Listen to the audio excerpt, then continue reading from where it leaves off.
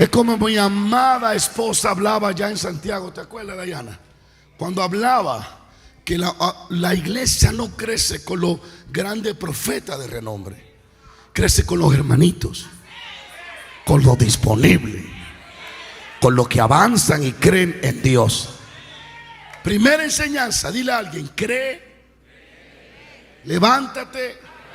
No tiene que entender, solo tiene que obedecer a la visión que se te ha dado.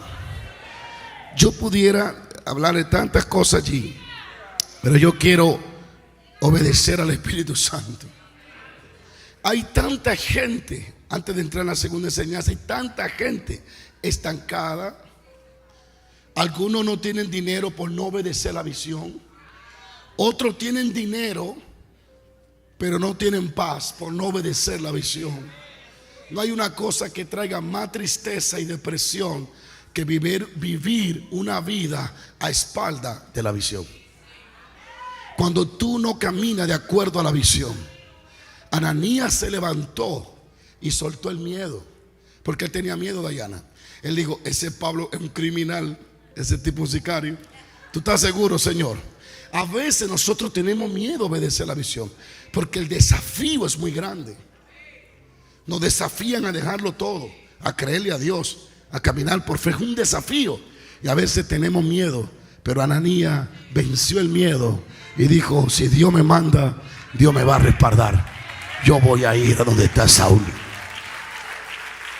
Fue el padre espiritual de Saulo, de Pablo. Ananías aparece allí y no aparece casi nunca más Ananías. Nada. Solo se ganó a Pablo. Y Pablo se ganó al mundo entero casi. Si Pablo estuviera ahora aquí, los presidentes estuvieran buscando cómo desaparecerlo, porque Pablo, el diablo estuviera perturbado.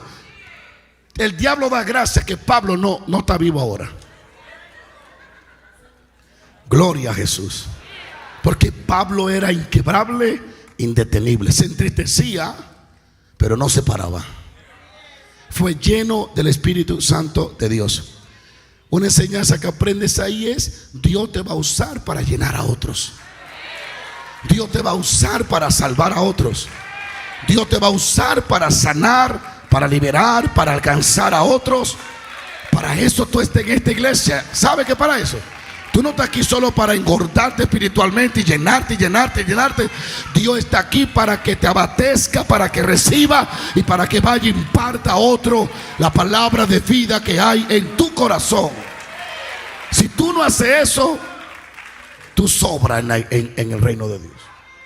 La segunda enseñanza es, y mira al que está al lado tuyo y dile: ten cuidado con quién hace alianza. Tienes que tener el ojo espiritual para ligarte a alguien, porque puede ser que si te ligas o hace alianza con alguien, esa persona te lleve al fracaso. Amistades que no convienen, alianza que no convienen. Por eso necesitamos una vida espiritual para poder escuchar al Espíritu, porque el Espíritu que discierne. Corinto dice que discierne. Sigo paro. La Biblia dice que Él conoce lo profundo de Dios. Entonces Él discierne aún los pensamientos. Por eso debe de tener una continua relación con la palabra de Dios, porque a través de lo que tú lees, tú recibes espíritu de sabiduría y de discernimiento para discernir a otros. La palabra te enseña a evaluar la gente. La palabra te enseña, pero tienes que leerla. Quiero hablarle con esta introducción. Quiero tocarle 4 éxitos de David. David era un hombre de discernimiento. Hay un don de discernimiento de espíritu. palabra de sabiduría, discernimiento. Cuando tú disciernes en el Espíritu. Las personas pueden estar hablándote de paz, pero tú disciernes el odio que hay adentro. Pueden estar hablándote de unidad, pero tú disciernes que hay una trama. Eso no es algo que tú tengas como habilidad. Es un don, una gracia que solo es impartida por el Espíritu Santo. Hay mucho engaño. Y no voy a hacerle tanta historia que ya ustedes conocen. De gente que se enamoraron por internet y cuando se vieron cara a cara dijeron, pues fue el diablo que me salió. ¿Sí o no? Discernimiento. Es tan importante esto, porque a través del discernimiento yo puedo discernir el espíritu de la persona, lo que hay en su corazón. Jesús tenía eso muy abierto. De hecho dice, y no necesitaba que le dijeran nada ni nadie, porque él conocía los pensamientos. Imagínate, conocía los pensamientos. Ahora, ¿qué hace a David exitoso? David era el rey ungido. Claro, cometió errores, pero no terminó en errores, terminó en victoria. David cayó, David cometió pecados, pero no terminó en pecado. El fin de David fue lleno de gloria, lleno de día y lleno de poder, lleno de riqueza, dice la Biblia. Era un hombre amado por Dios, porque este hombre amaba a Dios. Pero este hombre era muy sujeto a la dirección espiritual. Y el domingo estuvimos hablando de obedecer al Espíritu Santo, de ser obediente a la guianza del Espíritu de Dios, y no ser tercos como lo fue Saúl, necios que no oigan ni siquiera a Dios. David fue un rey exitoso, y la Biblia dice que por donde quiera que iba, Jehová le entregaba a sus enemigos. Nunca nadie lo venció en el campo de batalla. Nadie, ni gigante ni pequeño, ningún ejército. Nadie pudo vencer a David porque Dios lo ungió. Y en el Salmo 89 dice, lo ungí y no será quebrantado. David era inquebrantable porque era ungido. Déjeme que oiga esto bien. Cuando tú eres ungido, no te puede quebrantar ni el presidente de un país, nadie. Eres inquebrantable mientras te mantenga bajo la unción. Sigo paro. Salmo 89 dice, lo ungí, le di visión, lo ungí, lo extendí, lo hice poderoso, lo llamé mi hijo. Y ahí habla de cómo el favor de Dios estuvo con David. Ahora, hay secretos que nos muestra las escrituras, por eso hay que leerla, porque en ella podemos ver por el Espíritu y sacar los ingredientes espirituales para aplicarlo a nuestra vida diaria, a nuestro corazón. Amén. Y quiero hablarle de 4 allí rapidito. Se lo desato.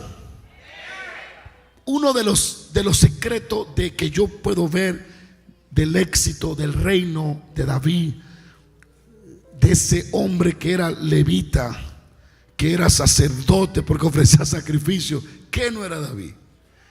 Patriarca le llamó Pedro, profeta, rey, salmita. David no fue un guerrero que se convirtió adorador. David fue un adorador que se convirtió guerrero. Un adorador sobrenatural. Dios amaba a David. Pero cuando comienza David a crecer y Saúl a perseguirlo por causa de la envidia, David comenzó a ser perseguido por mucha gente, pero Dios le guardaba, le cuidaba. Y Dios le había prometido un reino, ser el rey de Israel, porque Dios había desechado a Saúl por no obedecerle.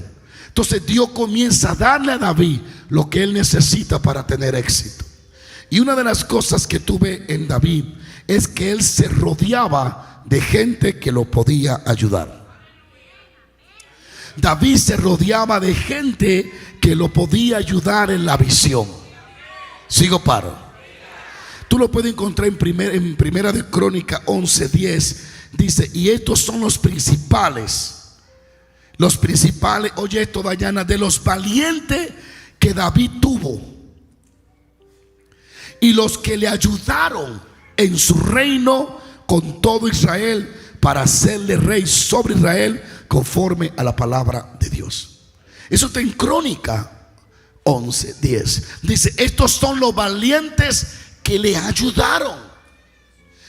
Tú no puedes materializarle el propósito de Dios en tu vida si no tiene la gente que te va a ayudar. Por eso es que debe de discernir a quién envió Dios a ayudarte y a quién envió el diablo a ponerte una trampa. Yo no sé si sigue aquí. Porque así como Dios envía ayuda, el diablo envía desayuda. Y así como Dios va a añadir a nosotros la gente es correcta, también el diablo puede poner gente incorrecta, con intenciones entre mano y oculta. Alabado sea Dios. Cuando tú escuchas testimonios de los ex brujos, te dicen que iban a las iglesias y hasta cantaban en el coro y se disfrazaban y no eran cristianos, eran satanistas que iban para destruir al pastor o a la pastora. Por eso hay que tener discernimiento.